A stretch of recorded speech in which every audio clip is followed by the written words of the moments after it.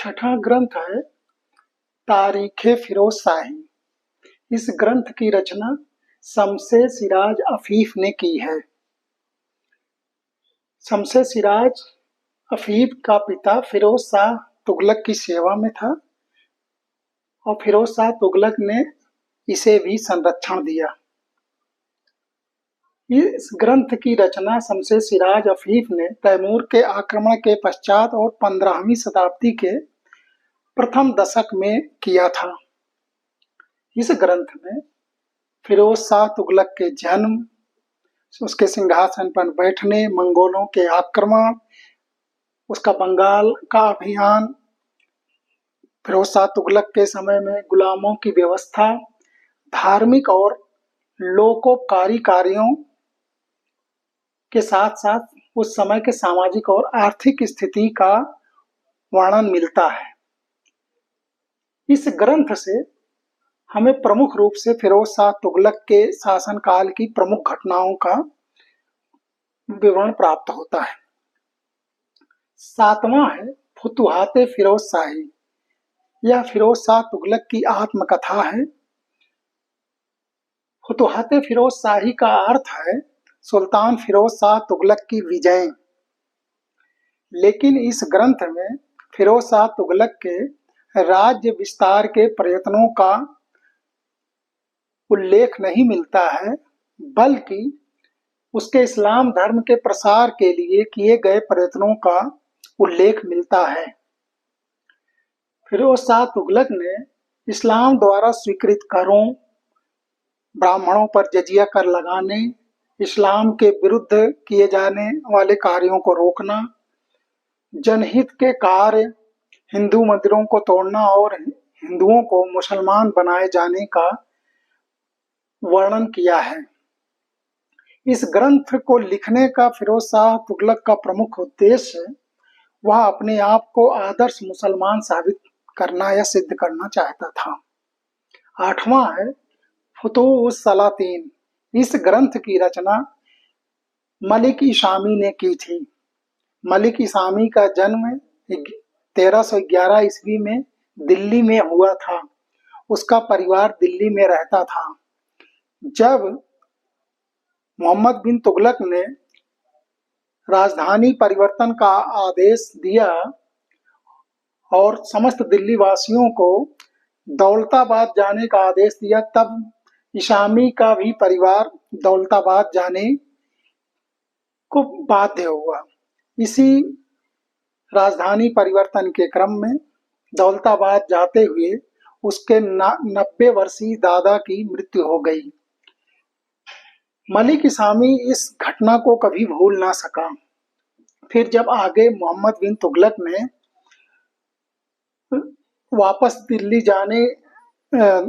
दिल्ली को राजधानी बनाने का निर्णय किया और नागरिकों को पुनः दिल्ली वापस जाने का आदेश दिया, तब मलिक इसामी दिल्ली वापस नहीं गया बल्कि दक्षिण भारत ही रुक गया।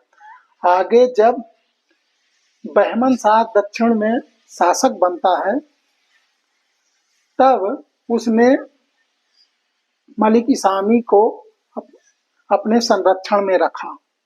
इस तरीके से मलिक इसामी को किसी भी तुगलक शासकों का संरक्षण प्राप्त नहीं हुआ। फुतूहुस सलातीन की रचना उसने बहमन शाह के संरक्षण में रहकर ही की।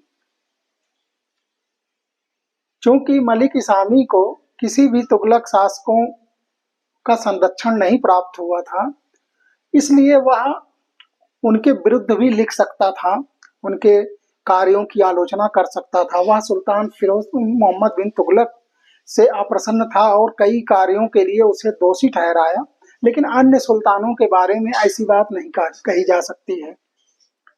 वह दक्षिण भारत के विद्रोह एवं घटनाओं को स्वयं देखा था। इस ग्रंथ में महमूद गजनवी से लेकर 1349 ईस्वी तक की घटनाओं का वर्णन मिलता है। अलाउद्दीन खिलजी के दक्षिण अभियान, विशेष रूप से देवगिरी अभियान का जिक्र और मोहम्मद बिन तुगलक के समय में दक्षिण भारत के विद्रोहों को उसने स्वयं देखा था। इस ग्रंथ में बरनी का उल्लेख नहीं मिलता है, लेकिन मलिक इसामी के कई ऐसे विवरण बरनी के विवरण से मैच करते हैं या उसकी पुष्टि करते हैं। फुतुह सलातीन को एक विश्वसनीय ऐतिहासिक ग्रंथ स्वीकार किया गया है। 9वां है रेहला। इस ग्रंथ की रचना इब्न बतूता ने की थी। इब्न बतूता अफ्रीका का निवासी था। वह 1333 ईस्वी में भारत आया था। वह 14 वर्ष तक भारत में रहा। मोहम्मद बिन तुगलक ने उसे काजी के पद पर नियुक्त किया, लेकिन जब वह उससे असंतुष्ट हो जाता है तब उसे जेल में डाल देता है। पुनः मोहम्मद बिन तुगलक जब उससे संतुष्ट होता है तो उसे अपना राजदूत बनाकर चीन भेजता है, लेकिन इब्न बतूता चीन नहीं पहुंचता और वह अपने देश वापस लौट जाता है। वहीं पर मोरक्को के शासक के संरक्षण में रहकर उसके आदेश पर उसने अपना विवरण लिखा, जो रेहला के नाम से प्रसिद्ध है। मोहम्मद बिन तुगलक के शासनकाल का इब्न बतूता वर्णन करता ही है। उसके साथ ही साथ गयासुद्दीन तुगलक के शासनकाल में गुप्तचर व्यवस्था, डाक व्यवस्था और गयासुद्दीन तुगलक की मृत्यु की परिस्थितियों का वह वर्णन करता है। डियर स्टूडेंट्स, इस पहली यूनिट से जो प्रमुख सवाल बन सकते हैं वो इस प्रकार हैं। पहला सवाल जो बन सकता है वो यह है कि दिल्ली सल्तनत के इतिहास के स्रोतों का संक्षिप्त में वर्णन कीजिए या संक्षेप में वर्णन कीजिए। दूसरे सवाल जो बन सकते हैं वो यह है कि या तो वह जियाउद्दीन बरनी पर सवाल बन सकता है या फिर अमीर खुसरो पर बन सकता है या इब्न बतूता पर। ये प्रमुख रूप से अमीर खुसरो और अलबरूनी, जियाउद्दीन बरनी, इन पर जो है आप टिप्पणी टाइप का जो है छोटे सवाल बन सकते हैं। तो जो सबसे ज्यादा सवाल बनने के चांसेज हैं वो ये है कि दिल्ली सल्तनत के इतिहास के स्रोत का संक्षेप में वर्णन कीजिए। ये तो लिखित टाइप के सवाल हो गए। लेकिन कुछ विश्वविद्यालयों में ऑब्जेक्टिव टाइप के भी प्रश्न आते हैं। उनको हल करने के लिए मैंने पहली यूनिट से ये कुछ सवाल बनाए हुए हैं, आप इनको तैयार कर लीजिए। इसमें से ज्यादातर प्रश्नों के उत्तर इस यूनिट से आपको मिल जाएंगे।